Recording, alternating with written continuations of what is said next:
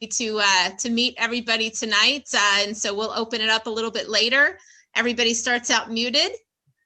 So just a couple announcements before I turn this over to Art. Number one, we have our Moms Group. Moms Groups every Wednesday, 11 a.m. If you haven't been to a Moms Group yet, please join us. You're welcome, whether you can come every week or you just pop in here and there when you can. It's just a 1-hour coffee date every Wednesday morning, 11 a.m. And it's just an opportunity for us moms to get to know each other a little bit more, share, talk about the topic from the night before.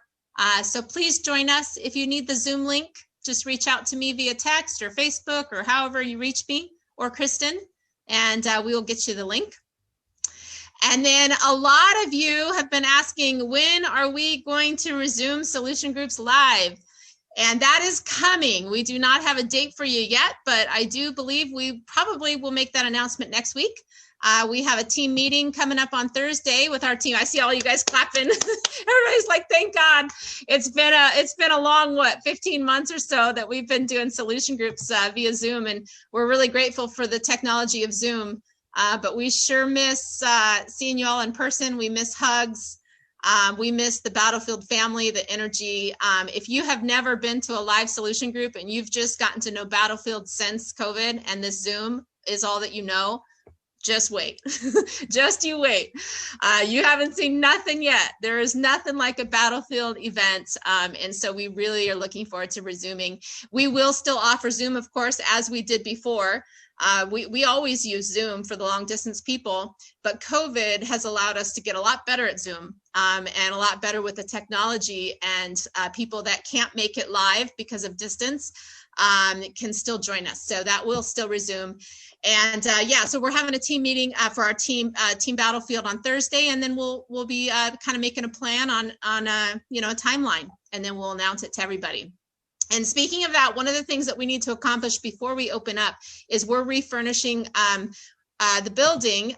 We are just kind of redoing things and redecorating. And so heads up, I'm going to put it out there. If anybody out there has good conditions, couches or chairs, furniture, comfy seating furniture, things like that you have laying around in storage that you're wanting to get rid of, shoot me a picture, and we could certainly give you a tax donation receipt for the donation of that, for the value.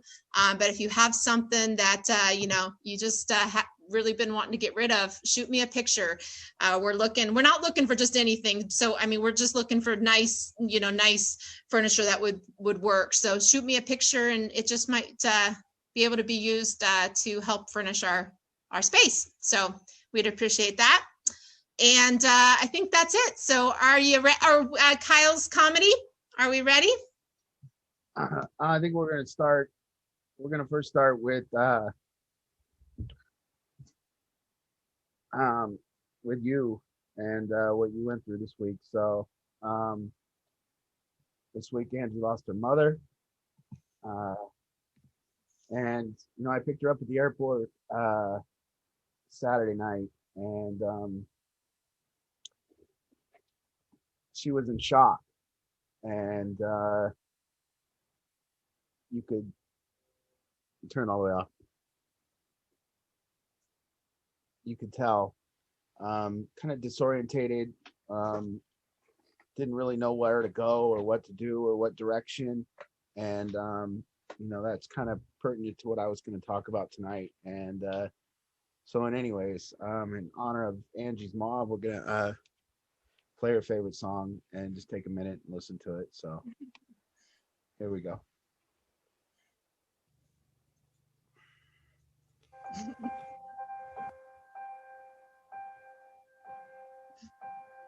Some say love, it is a river that drowns the tender reed. Some say love, it is a razor that leaves your soul to bleed. Some say love, it is a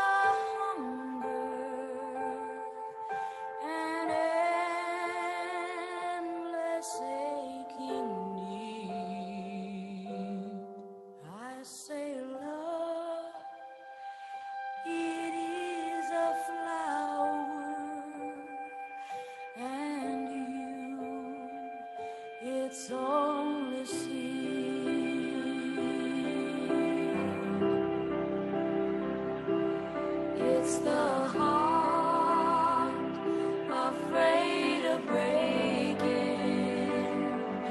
that never learns to dance. It's the dream afraid of waking that never takes the chance. It's the one who won't be taken, who cannot seem to give, and the soul afraid of dying that never learns to live.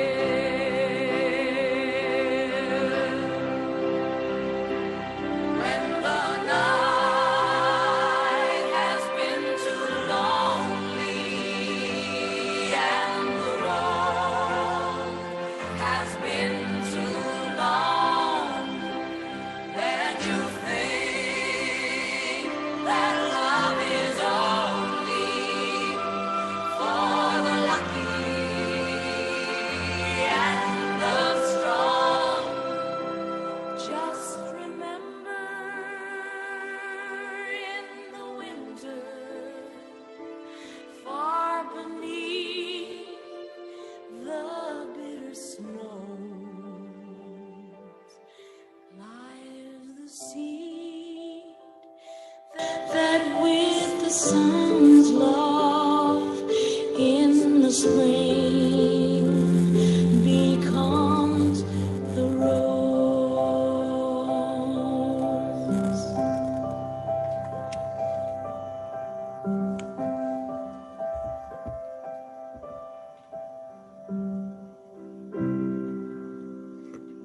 Thank you so much. Isn't she so beautiful? She's so beautiful, and that was her favorite song, and she's absolutely gorgeous. And I can say that between my mama and Art's mom, Claudia, they definitely win. They win for being the biggest Battlefields supporters and fans, and just thank you. And I'm just grateful that I was down in Florida. My mom's birthday was Monday, and she made it through her birthday about 7 hours past her birthday, and she passed on Tuesday, and I'm just grateful that I was there. So, yeah, thank you. Thank you for that. My mom. Okay, now a little comic relief. Okay, Kyle, help us here. Make us laugh, Kyle. Yeah. Go ahead, Kyle. Your mic's on. Pressure's on, Kyle. Come on. Speak towards it. Well,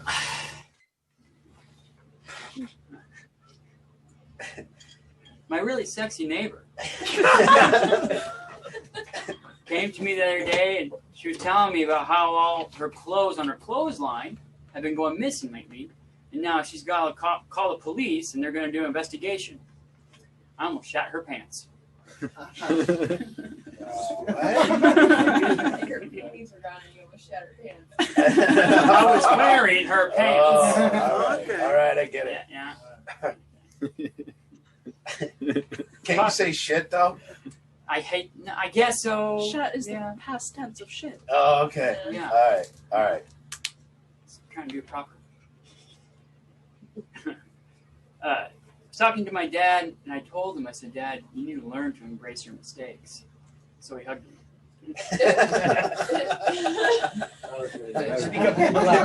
It's a low blow. How's it sound, Ange? Good. Okay. Good. How do you make antifreeze? You take away her blanket.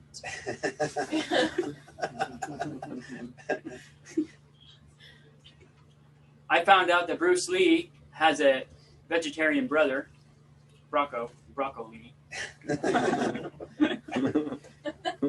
Last one. No, I got two more. Last one is one I've done before, and I wanted to do it at the trivia, and I forgot about it, so it's gonna be my last one today. It's one of my favorite ones I've done. Not this one. Why would dinosaurs make such bad pets? Because they're all dead. Yeah. Be a terrible pet. The guy goes into the department store to buy a bottle of bug cleaner. He goes to the cashier and says, "Hey, well, is this good for wasps?" She goes, "No, it kills them."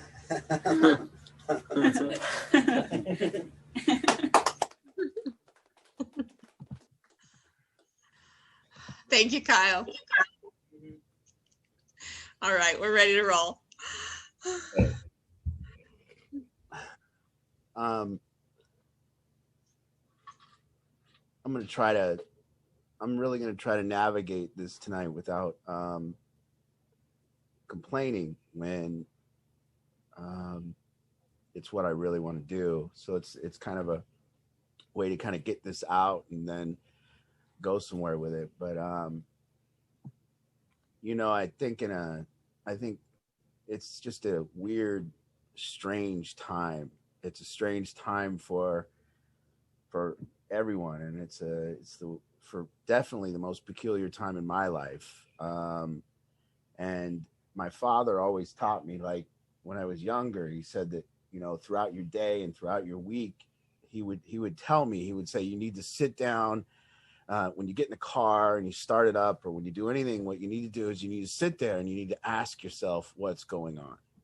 And I've kind of been trained in my life to do that. I get trained in my life throughout my day, checking in with the way I feel, checking in with my anger, checking in with resentments, checking in with whatever I check in with. I spend a lot of time asking that simple question of myself, what's going on? And this peculiar feeling kind of looms over me ever since, for sure since COVID. And the mood of COVID was pretty understandable that as a country, we're in this weird mood and we're going through something. Now, I think it's different from what we've ever gone through in this country, and for several reasons. And I think the last thing that I remember going in the 80s, in the early 80s, I as we were kids, we went through things like the 7 astronauts blowing up and dying. And it was big in school because it was the first time that I can remember that they wheeled the VCR and the TV, or the TV, into the room, and we were kids, so we got to watch TV during class for the first time, and that was big. And I don't remember if it was 84 or 86 or whatever. Challenger. Yeah, Challenger. I believe it was.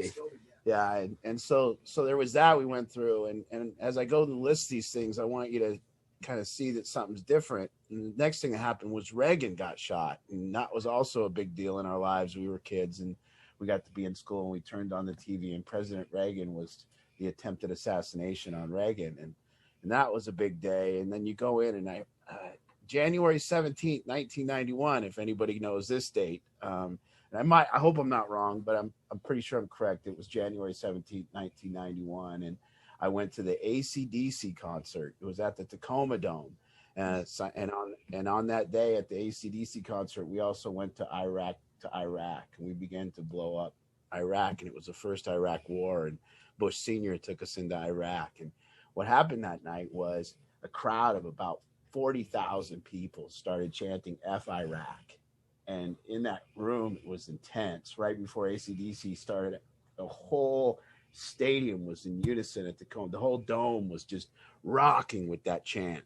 The next thing I can remember is probably the second time we went into Iraq, or 2011 or 2001, 9/11. I remember that day being a very big day in our country. And I remember Mount St. Helens blowing up. I forgot that one. That was another big day. We stood out at my street right here out there, and you could see the mountain, and you could see it actually, the plumes of smoke coming out, or ash. And you woke up and it looked like it snowed, and the ash and thin layer was covering all the cars. And you flash forward to 2001 and 9/11, and then was the last one that I can remember. But with all those incidents, what happened as a country was we came together, and it was this connection, and it was awesome to be in the country after these events happened, because people were nice to each other. People got along. It was awesome. I mean, after 9/11, I don't care if you liked Bush or you didn't like Bush, everybody at the time was behind him. Everybody stood for America. It was this really, really cool time. And so was 91. And this is how I'm remembering it. So if I'm wrong, I apologize, but it's from my point of view, what I saw it as. And all these events had something in common. They were major events in our life. They were events in our country, and they led to connection. They led to a united country. And I think this thing that we're going to as COVID has kind of been not the same in that aspect. Whether it's led to actually more divide. It's led to the disagreement with masks. It's led to the disagreement whether it's even real or not. Is our country perpetrating a conspiracy on us, or is it real? And should I wear a mask or should I not? And it's become a political divide for the most part. Seems to be, and I might be wrong on this, but Democrats seem to think that we should wear masks and protect, and the Republicans seem to think we shouldn't.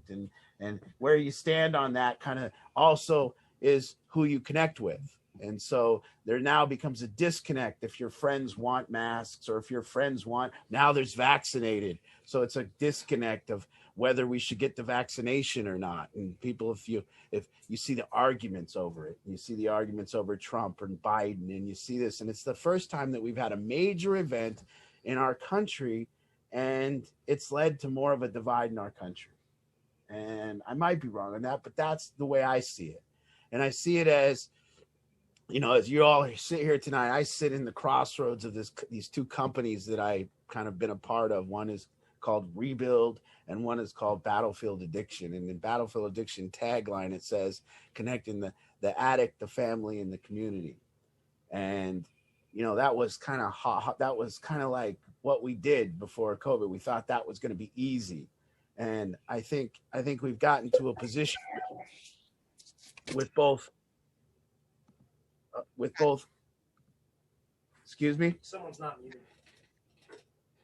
I got it. So we've gotten into this position where we've went through this disconnect with COVID, and from my experience and my point of view, coping mechanisms have now become the norm. So people used to use coping mechanisms. They'd go about the daily life. They would go to work, they would do something and come home and then cope. And they would cope by themselves, and they would cope, and they would look at their phone, or they would play their games, or they would watch their Netflix, or they would watch their TV. That's the other thing that's happened in this country. I used to be able to count on the sanctity, or the count on the fact that Tom Hanks would be coming out with a movie that I couldn't wait to watch.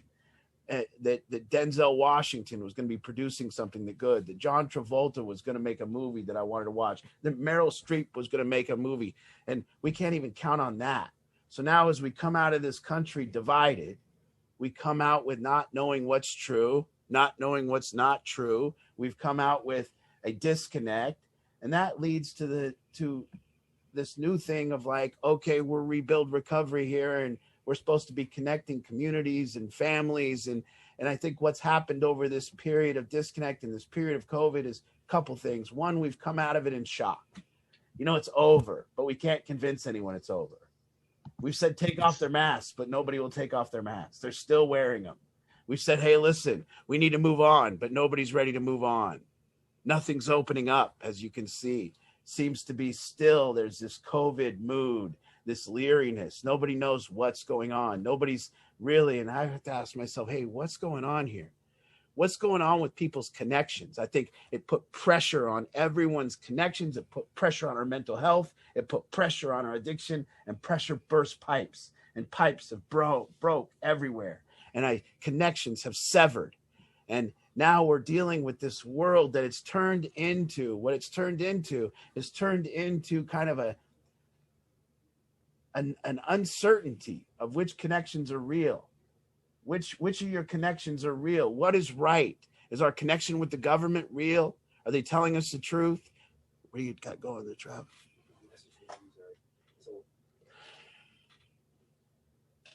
And so for me, and I'm going to speak for me, coming out of this, I ask myself every day what's going on. And what I notice is there's kind of a COVID shock. Everyone seems to be in shock. I think we have to be in shock. I think it took 1.5 years of our life, and I think we still don't know what to do with that. I still didn't know that it was possible that something could come about that could divide us and end us and put us in these exclusionary positions in our homes and exclude us from other people and sever connections. And I think any connection that didn't have any authenticity to it is broken. And I think that I think what's going on here is like a real good question to kind of ask. And then it says we're going to connect the family and the community, and in a time where I don't know if it's possible anymore. Local government is disconnected. There is two sides and they are entrenched, and there is no enrolling the other side, and there is no figuring it out, which if we look here at whether to wear masks or whether not to, we're not going to talk and come to a conclusion. If we look at how to treat homelessness or how to not treat homelessness or how to call it addiction or mental health, we are not going to come to a conclusion. If you look at it as it pertains to what to do with the homeless population, we don't know. If you look at what to do with vaccines, we are not going to come to a conclusion. There will be no place of agreement. There will be only a disconnect. So without complaining, I'm just pointing it out, saying, hey, let's look at this. So this motto that we have at Battlefield has now become something to the thing where I have to we as an organization, as a group of people, have to kind of make a determination. Are we going to do what we say we're going to do? Are we going to rebuild? Are we going to do that? Or am I going to run? Am I going to go somewhere and have a private life and see that it's kind of deplorable out there and there's nothing you can do about it? Or do we kind of have some people that get together and figure out what that really means to connect people again? Is anybody really connected? Are any of your connections true? Look at them. Look at the values you share with the people you connect. Are they there? Do you have any true connections? Can you count on any of them? I think what it does is what it says is, yeah, we can connect the community, but let's kind of look what's happened. We're kind of all engaged in a sport. We're engaged as people in the sport of righteousness. It's no longer about results. It's about who's right in their opinion. And we've severed ourselves into these corners of opinion, and that's all that matters. And we only hang with people that have the same opinion. So we are now in this position of shock, coming out. What do we do? When I picked up Angie Saturday off the plane, it was like she didn't know whether to go home, whether to stay here, whether to unpack, whether to go back to Florida, whether to be with me and talk, or whether to say what she's feeling or not say what she's feeling. She didn't know. She was just kind of staring there like a deer in the headlights. She would look at pictures. That's kind of how I feel like people are today coming out of COVID. What do you do? Businesses are asking the question, what do we do? Things have changed, and we're disconnected. And there's a feeling, even when you're with a group of people, of loneliness. There's a feeling of like, wow, I'm still lonely. I'm not really connected. Is this real? Is this connection that I have with people real? And for me, it's how do I test the structure of my connections? How do I test them? It's no longer about quantity. It used to be about quantity. I wanted to make all these connections. I wanted to know a lot of people. I wanted to have a big life with a lot of people in it. Now I want connections that have integrity and structure. I want to know what we are bound on. Are we bound on values or opinions? Can we actually be in a relationship where your opinion differs than my opinion, but we connect through values? We connect through honesty, integrity. And then we trust the other person's honesty, integrity. So we listen to their side. Can we do these things? So what's going on here? What is going on? And I drive around. We drove around Seattle after the Mariners game. What is going on? Where is everyone? We drove on Father's Day, Angie and I. We drove around. There was no 4th of July. Where is everyone? What's going on? No longer were they on the street. I get it. Fireworks are banned. People didn't care before. People people still did it. Now it's like they were listening or something, and the roads were shut down, and there was no barbecues. And then you see it a little bit on Facebook. Oh, then there's Facebook. What's going on there? What is going on Facebook? So my point here is to vent a little bit about our situation and kind of navigate to where it is we are as a society. There's no more longer this illusion that we're going to get along. The Democrats and Republicans are going to see eye to eye. There's no, I don't believe that illusion exists. I think we all have come to the conclusion that we're different. And that's scary. So as Battlefield Addiction, now how do we go about the business of connection? How do we test the structure of these things? How do you guys, how does everyone here, do you feel connected? Do you feel that you know what the truth is with people? Do you feel that? What are we feeling here? And so I've been in shock kind of too. I kind of find myself without the days thinking I got to get up and go somewhere when there's nowhere to go. I like walk out to my car like I'm going to go somewhere and there's like nowhere for me to go. There's no one to talk to. There's no one that's engaging. No one's doing anything. Everyone's just waiting. Everyone's coping. So this coping mechanism, listen, I live here. I'm no longer calling these guys drug addicts. They do drugs from time to time, but they are phone addicts. They are internet addicts. And I live here with some internet addicts too. So a lot of us are, and I might be one too. And so we're internet addicts. We're like information addicts. I love this new thing called research. Research. Remember the guys that were doing paid to do research? People that did research did studies and had a lab. Research now is Google. Everyone says I did research. What did that mean? Well, I typed it into the internet and it told me something. I don't know if that's research. That's typing it into the internet and not knowing if you're getting the truth or not. That's what that is. How do we know what the truth is? How do we know anything anymore? So I sit in kind of an awe of the world and the community, and I wonder how we're going to do what we say we're going to do, how we're going to connect. And it brings me back to these things like, well, we got to get back to something called finding the truth somehow, some kind of agreement of what that is, some kind of thing where we stick with values and we test the structure of our connections before we engage in them. And a lot of connection now has become disconnections. It's become, I had to disconnect. And I don't know. But I know that in order for us to go forward, to engage in this right and wrong thing, this game of who's right and who's wrong, an opinion, it's deep. So, I know that maybe you tuned in and you want to hear about, and you have your addiction issues, but I think they're bigger than that. It's bigger than addiction. We keep, as a society, we keep blaming ourselves. We keep blaming ourselves for things, but it's like, we're all here. And guess what? The price of lumber is deplorable. You can't make a fence as a man or woman anymore. You can't build a fence at your house. It's too expensive. You can't fill your gas tank. You just can't even get a full tank of gas right now because it's too expensive. You can't buy a boat and go boating because there is no boats. I was wondering, they told me that you can't buy a boat. I'm just wondering why people don't start another boat manufacturing company. And then I thought about it and I went, because they can keep raising the price. And they're just increasing the demand on boats. So you can't even buy a boat. We went to buy a used car. I went to buy a used car. I bought a used car with 100,000 miles on it for $30,000.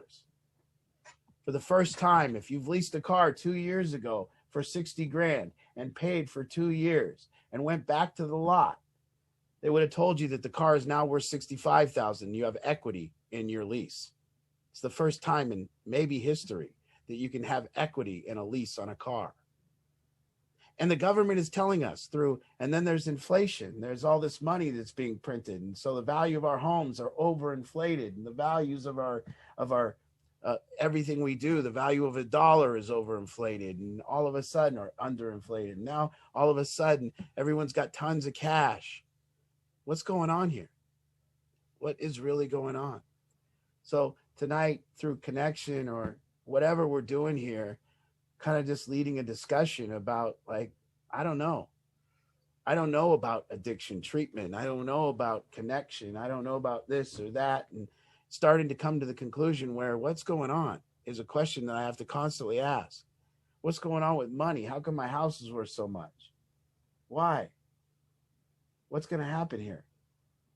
What's going on with cryptocurrency?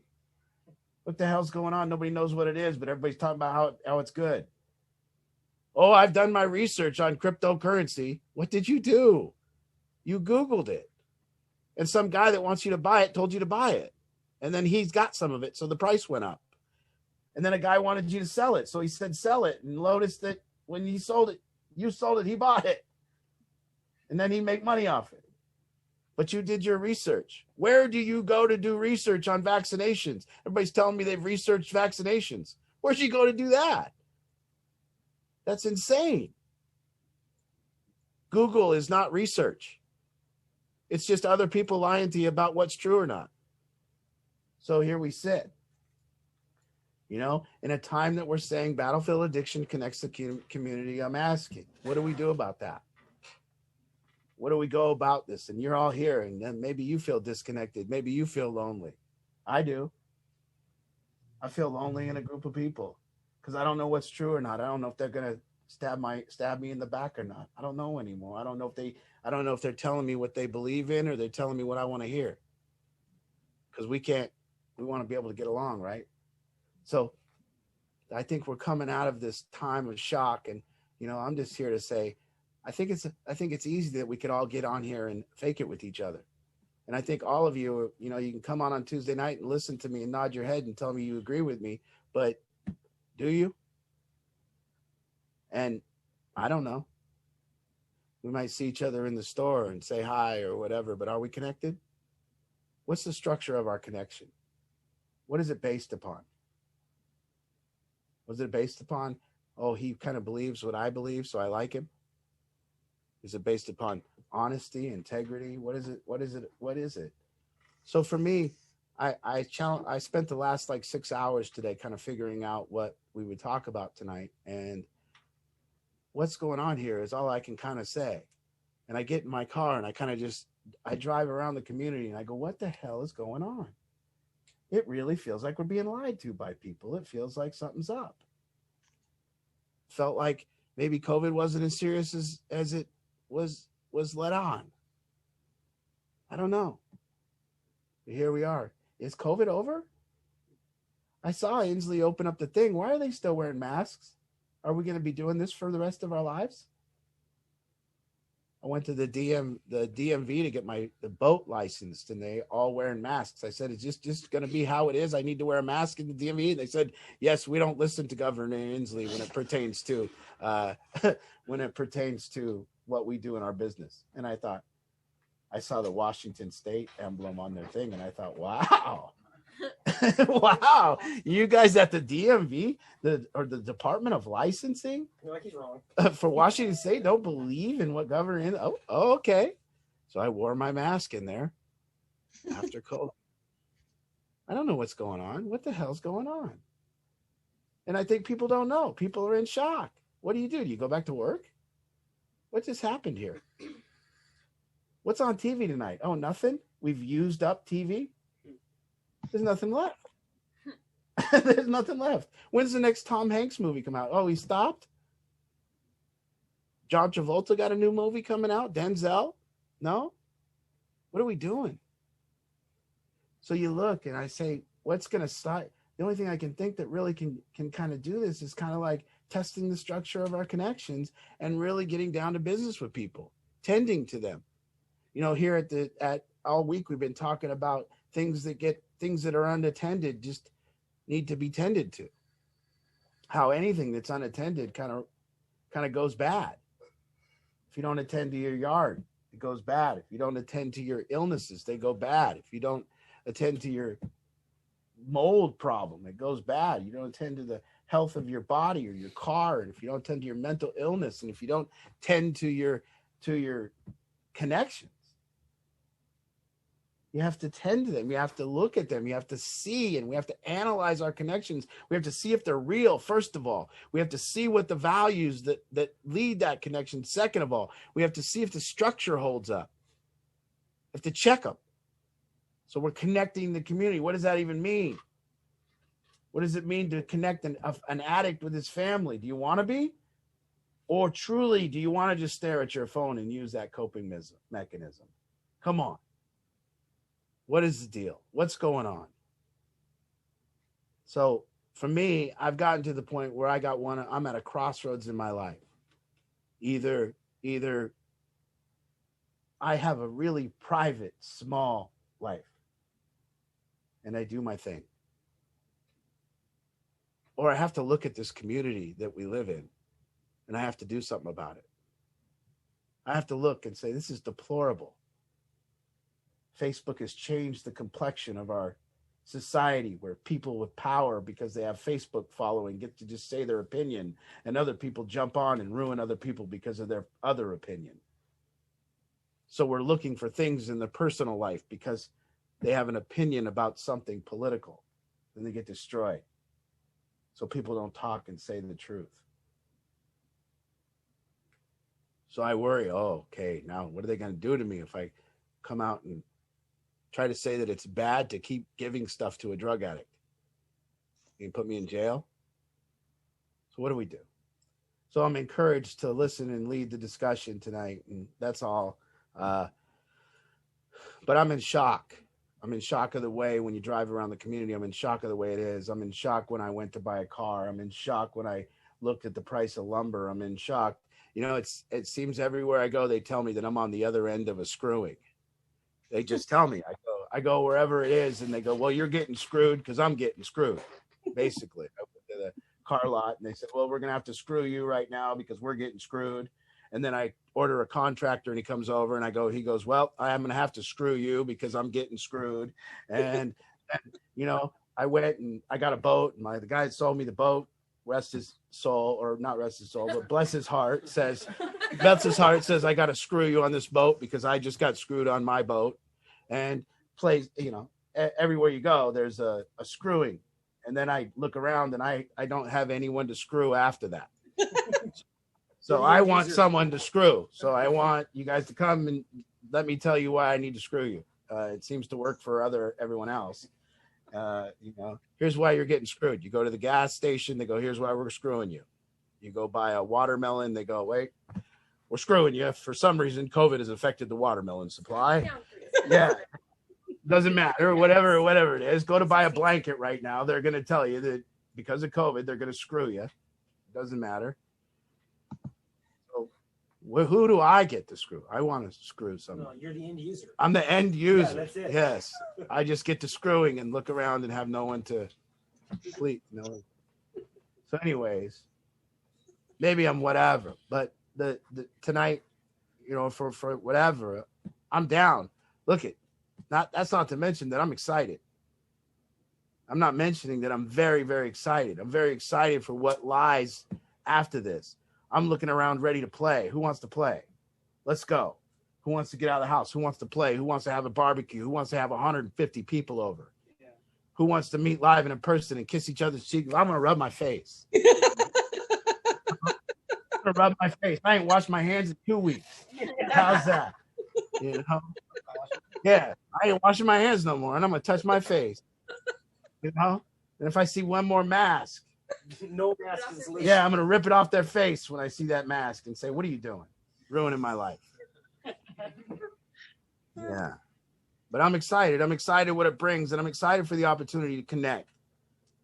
I don't know what's right or wrong anymore. Should we get vaccinated? I don't know. Who knows? Who knows? Should we wear a mask? Should we have not? I don't know. Black Lives Matter? I don't know.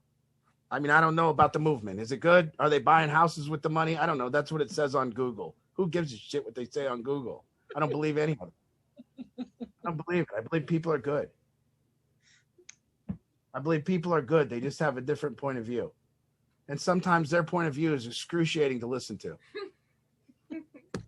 That's all there is to it. They, them, let's go. What you got? Let's party. I'm good with it. You know, I'm excited, but it's like, let's go. What are we doing? And everyone's kind of waiting in their house with their mask on. I still see people driving cars with their masks on. What in the hell?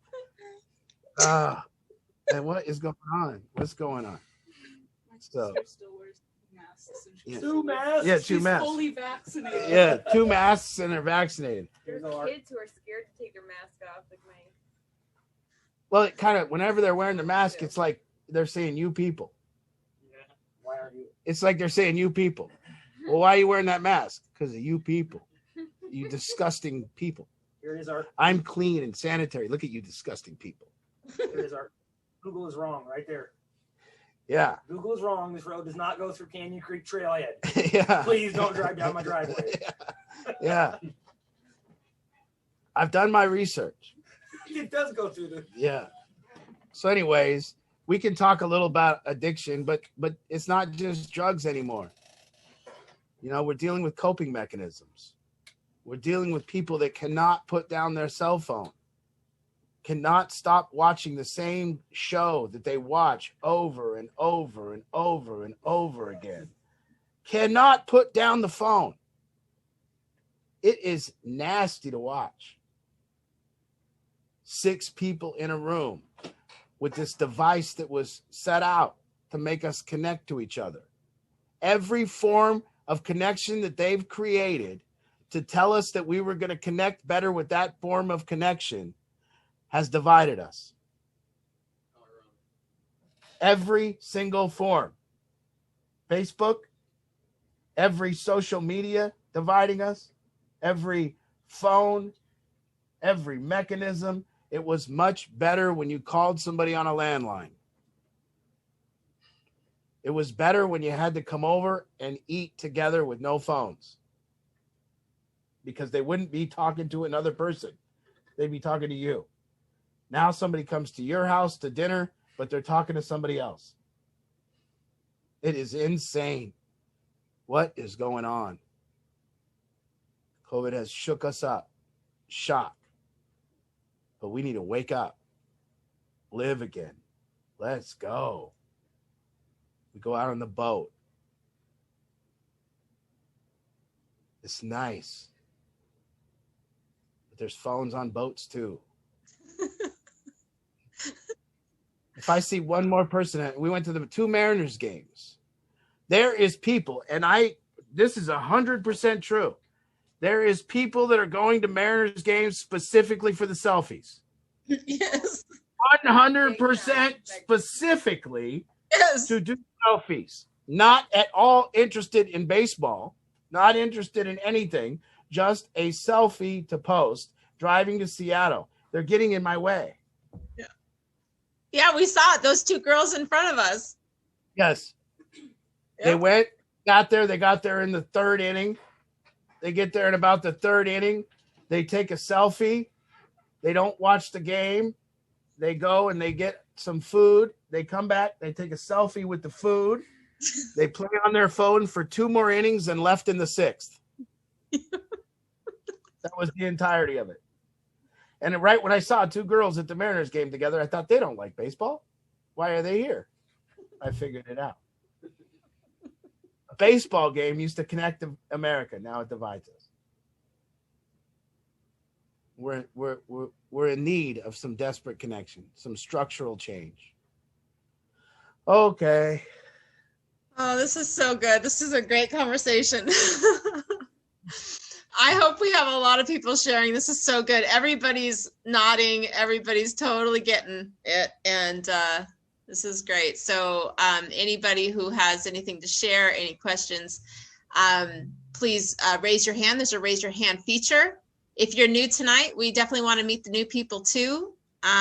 So just use the raise your hand features and you'll get in line. I'm going to raise my hand and show you. There we go. I've raised my hand.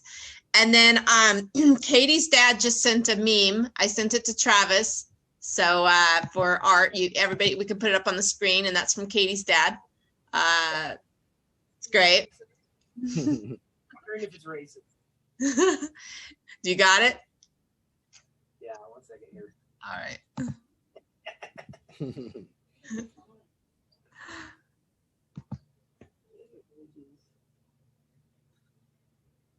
He said Art should see this. So here we go. Let's put it on. There we go. For the people who wore a mask alone in their car, the new outdoor seatbelt is now available. Strapped to himself. Yeah. That's great. That looks like a lot of the guys that I'm seeing in Seattle too. Yeah. Yes. Yeah. They kind of look like men, but they're more not. Kind of like Yeah. If you have money to buy one, just go ahead and steal one. Yeah. Thanks, Chris. All right, we have a hand raised. I think that's Bobby. Oh, Bobby. Hey, what's bracking, baby? Bobby. Hey, what's bracking, guys? We need to see him. Put him up there. We need to see him. What's up? Bobby, get that shirt off. Yeah. Let's go. Yeah. What up, huh? What? Nice to see Hey, I you. miss you guys. I just want to say hello. I miss all of you. A little bundle told me it was so nice in California that I figured I'd fly down and check it out. The palm trees are nice. Yeah. So, kicking it down here, living life. How you guys doing? We're doing great. Waiting for you to get better and come see us. Yeah, I'm coming home soon. I'm coming back to you. I just gotta get better, man. A little better. All right, we're here. All right, I'll see you soon. Everybody. Keep tuning in, Bobby. I see Bobby there. You guys know it. Yeah. Yeah. All no right. matter how much we talk about Bobby, it was nice seeing him. Yeah. I tell him all the time, Bobby, not to. You're better than they say. Yeah. Yeah. Kyle says he still has a cute butt. We've got Chris coming. Chris here too. Just wanted to mention that. Hey, Chris, good to see ya. Oh, Did he get a haircut? yeah. Nice. I don't know if he can hear us. Can you hear us, Chris? Yes. Okay. Yeah, he can hear us. Hey, Chris, good to see ya. Glad you made it on again. Glad they're making that happen for you. No, I'm not feeling the haircut. I think you should have. Weird. Yeah, it's weird. It's weird. I like the old look. Chris, why'd you let him do that to you? Yeah. Man? It's like, boy, put a bowl on. Put a bowl cut on it. Yeah. I was trying to unmute Chris, but it's not working. Oh man. He's There trying. we go. Oh wow. Hey, Chris, we can hear you now. Yeah. What'd you do? Let Kelly come cut your hair or something? Yeah, I let one of the little HAs cut my hair. Oh no. Hospital assistants. Oh They're just no. volunteers? They're just come on. You just can't have any old person with them scissors. Yeah, they right just they volunteer to cut my hair. You know. here. Oh no. Yeah. It's all right. When does the neck brace come off? When I get out of the hospital, probably. What do you do all day? Watch TV. They let you bring your game, your PlayStation in there yet? They probably would, but I haven't brought it in. Oh.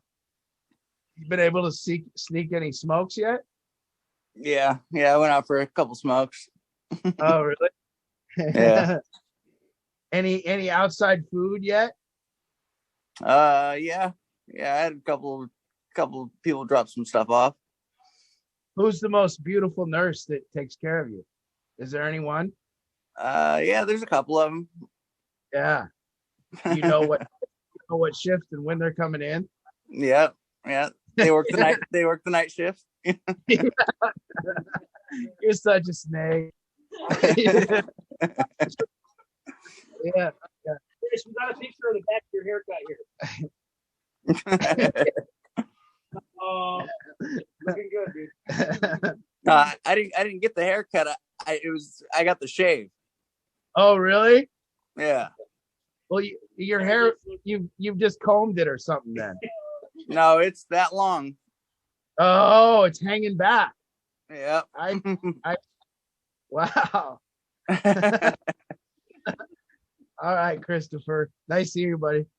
Yeah, nice to you.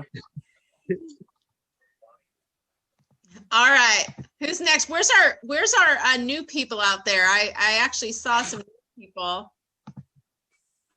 So let me scroll through. And anybody that has anything to add to the conversation, please do. The other thing I keep seeing is pets have become coping mechanisms. I never knew it, but I saw so many people during COVID that are coming out of COVID with pets. Like, how many people are using pets? Now they're coming out of COVID going, where did I pick this thing up? You know, now I got me a cat. Why did you get a cat? Yeah, why did you get a? Oh, weird. Everything being done to cope. We got some more pictures of Chris's haircut. I'm sorry. Travis. I'm sorry. Yes. We don't need any more of those. It's not his hair. That's he didn't get it cut. That's what you say when you get a bad haircut. Is that Chris? That's Chris from when he was 9 years old. His mom just sent it to me. Yeah, Mrs. Family said that over. Oh, Pam, did you cut his hair like that? That looks like a mushroom.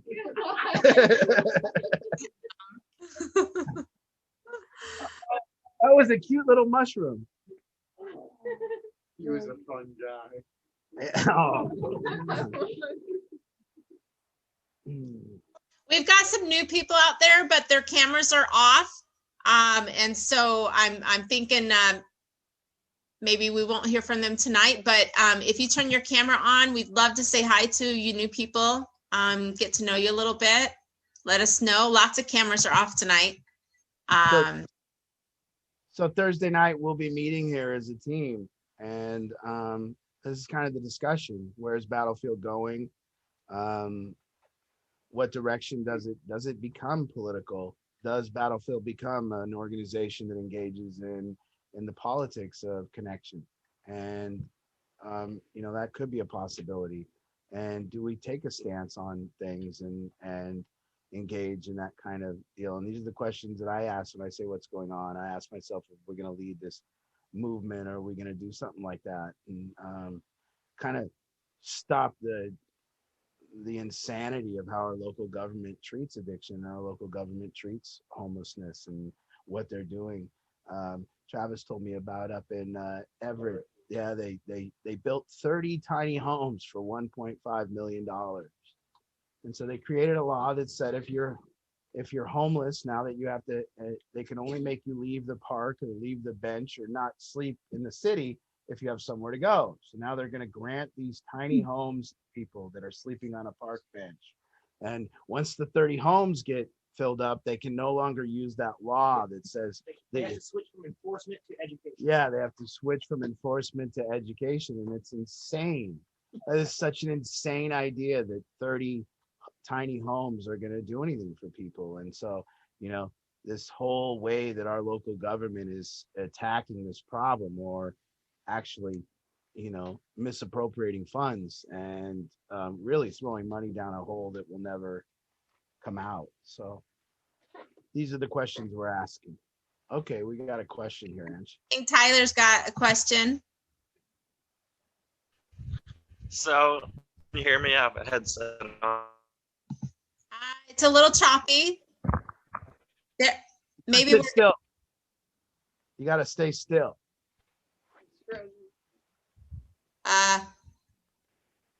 No? Yes.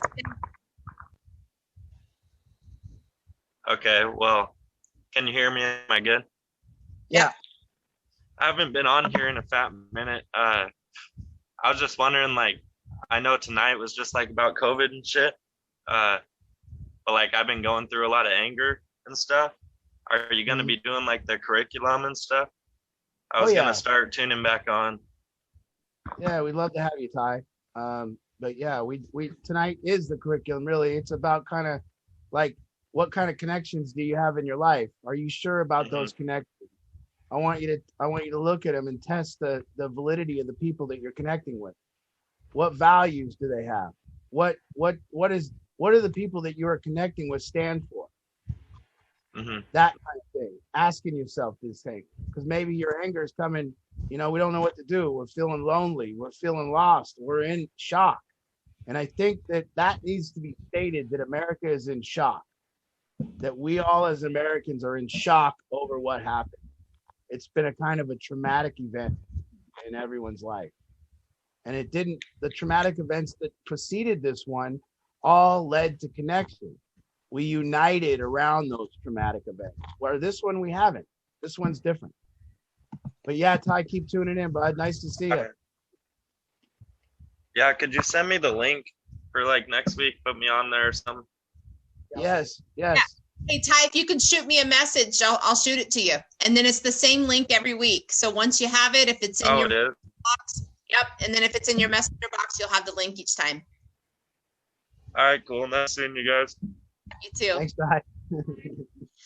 Also, just a heads up, everybody, if you are not already on the text reminder list and would like to receive a text reminder every week, or if we have cancellations or changes or anything like that, if you're not already on the text reminder list, you can shoot me a message with your number. If you text me, I'll add you, and just say add me, and then you'll be added to that. So when there are changes, you get a heads up. So 1.5 million to build those 30 homes. What are the two red ones? But 1.5 million to build those 30 homes. That means that each one of those is $40,000. That's so crazy. I'd love to get the contract to build those. You know, yeah, I'd love to build those. Anyone wants one of those for 40 grand, I'll come over and learn how to build it right in your backyard. When Ty says doing the curriculum, I hope, you know, that's a lot of, just if you're new, if you're on here, a normal discussion is about, you know, all these kind of things that we're dealing with, anger and resentment, and tending to those, and how we connect better through tending to our resentments. And so, you know, stay tuned. We're going to do that too, you know. Those tiny homes, I mean, it's kind of on top of what you're saying, but like that right there is exactly why I don't fucking trust those people. Right. Government. Yeah. And it starts with, I mean, I'm probably gonna sound like Heather a little bit, but like 9/11, and then we go to war for, I mean, what they're telling us and what the real reason is, it's two different things. Yeah. Like, and it's just over and over and over. And Well, now it seems to be that something happens, and then 60 Minutes tells us about it 10 years later and says, yep, whatever you thought was happening, it was. And then nothing happens. So, but that's yeah, we don't want to, that's what I'm saying. And the question here tonight isn't leading to a discussion of how to complain about it. It's what do we do about it? What do we do? We have a community of people right here. How do we gather and kind of have a voice when it pertains to addiction, and speak out publicly and say, we're parents that all deal with addiction, every parent on here. And if every parent on here has figured out, which you have figured out, that if you keep letting an addict get high in your home or your city, well, then they will keep getting high in your home or city. That each parent had to figure out that they couldn't let their kid live with them. And as the city of Seattle hasn't figured that one problem out yet, that if you let people get high, they will. And if you give them a home, a tiny one or a big one to get high in, they will get high in a tiny home. Yeah, that place is gonna be cracked. And it will be a cesspool of dope and trade and overdoses. That's right. We know that. So, and I felt like tonight we would take a break from normal solution group and talk about the community and talk about, you know, how we connect it and where do we go about this? How do we go about this business? And I think that the community is engaged right now in an opinion battle, rather than a results battle.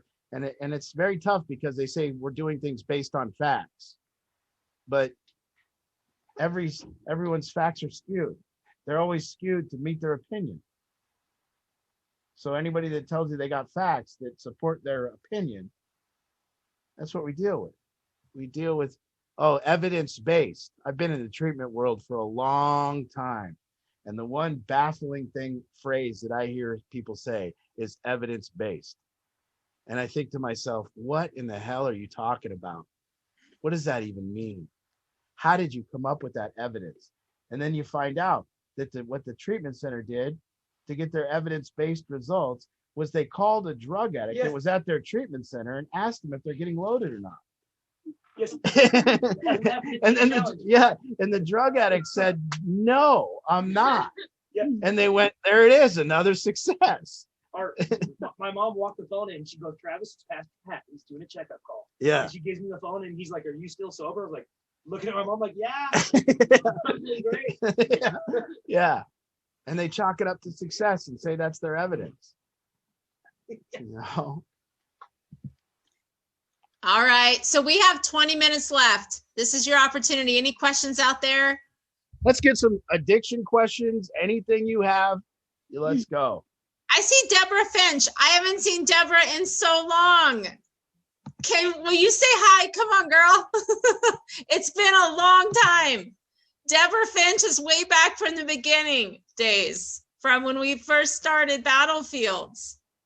You got to remind me of it. Yeah, her daughter Erin. I think it's been so long that I'm positive it's Erin. I remember. Hey, there you are. How are you? How's Erin doing? Oh, I can't hear you. Darn it. Oh, shoot. We need to talk. Let's connect. How do you unmute her? She's unmuted, but her sound isn't working. Oh. She is unmuted. Oh, shoot. Well, it's so good to see you. You look great. Shoot. Let's connect. All right, let me remove that. Darn it. All right, who else is out there? Just unmute yourself. Let me know you got something to say. What's Sherry got? Allison, are you it's clapping. That's your okay. Yeah, raise your hand. Hey. So as far as those little villages, those little houses, there's no evidence proving that they do anything to cure anybody's addiction or anything, because it is just basically a cesspool of people that are still going out at night and getting drugs, and it just, it's I cannot believe the money they spent on that. I'm just appalled. Yeah. It's unreal. Well, and there's actually evidence to the contrary, considering that we've done this in other areas, whether it's turning an apartment building into a homeless shelter, turning it, whether you go around the Mission and do UAs and see that everyone there went out and got loaded that day in some form, or wherever you're at. We actually have evidence to the contrary, that giving people, but when I hear all the time that the housing first model works, I just don't know where they're talking about and when it worked. Right. And, it seems insane to me. I know if I told a group of drug addicts or people suffering from mental illness that they could come live in my home and not have to address the issue, that my home was destroyed. I do know that for 100%. Yeah, I know that for a fact. Definitely, for 10 years. I have evidence based on drug addicts destroying my home when they're able to use. I have an evidence-based conclusions. Right. Unreal. Yes. Thank you, Alice. No problem. Good to hear from you, Allison. It's nice to have you and hear your. I have a lot to say, but I usually keep quiet. So. Yeah, but I know you've been tuning in each and every week for a long time, and it's nice to hear your voice. Like 6 years, I think. So. Yes, you look great. Oh, thank you. All right, Carrie Burrows. Hey. So I got some notes, and I think I've been able to weave through here tonight. I think your three top points are connections in the post-COVID world, attending to relationships, and step away from the phone. So in group, how do you guys talk about with your team there, establishing and maintaining connections and relationships as they navigate phases 2 and 3? When I first started here, and there was an intensity to the amount, let's say if you could call treatment ointment, and then my curriculum would be the ointment, and then I would try to lather them and spread it with the ointment. And I would put a lot of ointment on these guys, and I thought it was gonna work. I thought, okay, they're gonna take this intense level of training, and it's gonna do something, and it just doesn't. People, and what I've found here in this environment that we have is there's one thing that I know to be true here, that the illusion is gone. And what I mean by that is in other programs or in other treatments, even mine before that I saw at the Big House or Aloe House when I was there, there's this illusion. You stay sober 30 days. You do what the program says to do. You walk through those motions. And at your 30-day mark, you get a high five and you haven't used drugs due to 24-hour supervision. And they've gotten you sober through intense supervision. And then you clap and say something was done and everybody is happy. What you don't see right now is that people aren't. People aren't tending to relationships. And getting some people to go about the business of tending to relationships, getting myself to call my sister, getting people to go to tend to somebody when they're dying. All these stuffs are tough. This is, and so a lot of times I have to regulate between applying a lot of treatment and becoming a nag. And a lot of times I walk the line of nagging. So I have to back off because, there's 5 people staring at their phones when I come out of my room, sitting in a room together. And that's what they want and have learned to do and cope. And that's what they want to do. And it becomes, it's a constant battle. I don't know what will initiate or spark this journey of their life to use the material that we're providing. And when it comes to connections, the number one important rule when I want to connect with people is to give up being right. That's it. If I can give up being right, I can then say the result that I'm looking for is a deeper connection. And all I have to do is give up being right. But if I don't give up being right, I just go about the business of being right until I'm right enough to leave the connection. So if I'm right enough that they're wrong, and I'm right enough that I disagree with them enough, and I'm right enough that they're bad people, I'll get it figured out somehow soon. So, it's this righteousness that people are engaged in. And, they all are here, and I am telling them that they feel lonely and disconnected because I feel lonely and disconnected in life because that's just how it is right now. And they might not agree that they're lonely and disconnected. They might agree it's something else. They just don't have a car. They just don't have a job. So let me look at my phone and find a car. That's going to solve it. Let me look at my phone and find a job. That's going to solve it. I disagree because I have a job and I have a car and it doesn't solve it. And so we're dealing with Maslow's hierarchy of needs and all that kind of thing. But inevitably, I have to walk the line of nagging and not. And I apply as much as I can apply without nagging. Is the answer. And so the other thing I would say to the fourth point of what you said tonight is about figuring out what's real and what's not real and how to navigate that right now. What is real and what's not real? Who is real in my life and who isn't? Who is going to be there for me and who isn't? A lot of these kids haven't faced big things in their life, like people trying to get them or whatever it is. So anyways, I hope a lot of what I do here on a Tuesday night is I just talk about what I go through in the week with these guys. And that's part of it is going, hey, we've established email to connect, but it's led to a disconnect because now you're not talking on the phone. And and so maybe, and everyone quickly can do an email, but can you call somebody? Can you look at them face to face and have a conversation where you read social cues and read another person? And I hope I inspire that, but I see what they spend their time doing. A lot of times when I see what people spend their time doing, I say, that's what they want to do. What do you want me to do? They're not doing drugs. How far do I go?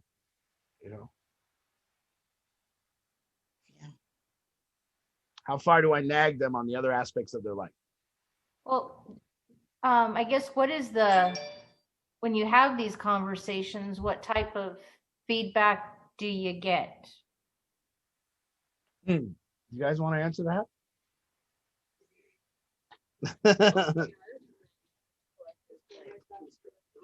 Agreement.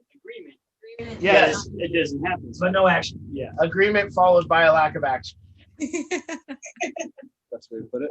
Collective nodding of their head and seeing the issue, and then I'm not going to do anything about that issue. Yeah. This is what I want to do today. And in problem solving, I'd start asking at least 8 whys. At least what? 8 whys. What's that mean? I'd start asking the question of why. Oh. And then Yeah. And then Yeah. I would say, coping. Yeah. It beats the alternative of uncomfortable. For some reason, all of a sudden, there's a tunnel effect. Yeah, I had both mics on. I'm sorry. You're fine. Okay, we're good now. Okay. But yeah, I mean, this is the question that we're all gonna, as a team, begin to talk about too. Yeah. And everyone that wants to be part of it is like we're looking at like, how do we get guidance in all these areas from a lot of different sources, so I'm not the only one nagging all day, kind of thing. Yeah. All right, Sherry. Thanks, Thank you, Carrie. All right. Oh, Carrie Sherry. Thank you. Let's get you up here. You're on me. Oh, hey. Hey, so I know the nag thing. I'm good at it. And my son will probably attest to you. My husband and son are both giving the thumbs up. Yep, I'm good at it. But it seems like there are times when you're having those conversations and you kind of just have to say, it's like, okay, when they're doing this, you kind of like, okay, give me 1 second of eye contact, right? So you know that you're hearing what they're saying, right? So you have that, okay, like put that down for just 1 second and then let's have this quick conversation, right? So when you're finding truth and having those conversations with people that are connections and things like that, I find I struggle with like family members who have very, very strong opinions. And I just kind of clam up and I shut down. Not you. I clam up and shut down and kind of just let them talk and be right. And I just kind of let them be right? Even though they're completely misguided and silly sometimes. So how do you, then I walk away from that going, these people are crazy. How do I have these crazy people in my family? Yeah. I don't even know what to do with that. Right. Yeah. I myself, but in order for me to say that they're crazy, I have to have my own opinion. And really somewhat of the way I've learned to cope with that is really seeing that my opinion, I would say for the most part, I come from a conservative opinion that whether it's Republican or Democrat, my viewpoint on life is do your part is the only way a society works. Everyone do your part. That's it. And I don't like when we're doing the part of others for them. I don't like that. I think that that's a bad system. So, but outside of that, that means that if you think that they're crazy, then you have an opposite opinion. And for me, the way I've had to cope with that is that I think both sides are crazy. I do. I think anyone that is staunch against vaccination is just as crazy as somebody getting vaccinated. I do. I think anybody that's against masks is as crazy as somebody that wears masks. I think somebody that's against pronouns is as crazy as somebody that's for pronouns. I think somebody that's against Black Lives Matter is insane as somebody that's for Black Lives Matter. I have to see that both opinions are insane, because my thing is, how would we know the truth? Where did you get your truth? So it's like I had to become blank with opinions. And then if somebody talks to me about addiction and then says, this is what we should do with an addict, then I go, no, that won't work based upon my experience. Mhm. And so now I have experience. I'm not giving my opinion. Yeah. I'm not giving you an opinion. I'm giving you a case study of 1,000 addicts that I've treated, that what you're doing is just not going to work. But it's not an opinion that I'm having to fight and then stick up for. So I think when we engage in any side right now in this country, that there becomes a problem with that, because there doesn't seem to be acknowledgement of any valid points by the other side. And there's got to be validity on the other side to have it be a proper acknowledgement of each other. I can't just discredit everything everyone says on the other side as crazy without being crazy myself. Yeah. Right? I mean, at that point, you're crazy. And that's why I think both sides are crazy, because they discredit everything from the other side. There's no credit. There's no validity. There has to be. You can't tell me that another person isn't valid in some aspect. And you have to be able to acknowledge the validity of another person rather than just dismissing them. And I think that's the start of this thing. That's the start of connection, is not looking for not invalidating, but actually from my place, trying to find some point that I can hang on to, that I can connect with them on. I have kids that have political views here, and I don't disagree. I just don't agree. And I don't agree to disagree. I think that's an asshole too. I just don't know. I don't have enough information. Well, I've researched it, Art. I've researched it. You should believe what I'm saying. No, you looked on Google, dude. and somebody typed that shit in that wanted you to believe it. There's no validity there. So I don't know, right? I mean, but that's where I've gotten to the point where it's like, man, I just can't have an opinion. Yeah, that's where I was wondering when you go into your area of expertise, there's a place where you're like, look, I know this works. Yeah, this other path when you're dealing with addiction might work for a certain subset of people, but based on my experience, there's a place where your expertise then, should take higher priority in the Google search, essentially, right? Right. And then when your expertise goes up against people's opinion, you enter into a realm of insanity. And then when that person's opinion goes against, they don't want to hear your expertise, you really know you're approaching insanity. I mean, I've took to homelessness conventions in Federal Way. I've took former homeless Federal Way people that were homeless drug addicts in Federal Way. I've took them to forums of homeless drug addict Federal Way City Council forums, and they told those people that they didn't know anything. People that are no longer homeless in Federal Way, that were homeless in Federal Way, wanting to speak, dismissed by the council and told that their opinion, which wasn't an opinion, is invalid. And the people that wanted to speak went against their idea that you should bring in needles to them, went against their idea that you should let them camp in Federal Way, went against every idea that they're coming up with. And it said the opposite, so they didn't want to hear from them. And that's irritating. There's a place where you're kind of like, you got to be able to say, it's like, well, that's stupid. You're telling me that these people who came from this spot are not accurate representations, right? Yeah. Yes. It's moved to Aruba irritating. Yeah. Oh. Yeah. It's leave America irritating. It's right. Crazy. Proven. So we have about 3 minutes left. So any closing thoughts from Art? But I also want to invite you all, before you chime off, to join us for the closing song once Art closes up. So please hang tight for our closing song. Okay.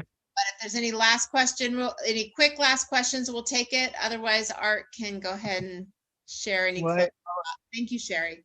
I vented out my frustrations, and my frustrations with cell phones, and my frustrations with a lack of a connection and opinions and all of it, and what I'm dealing with and what these kids are dealing with. They've been, we blame ourselves or we blame them, but these phones and this stuff is created for this exact purpose.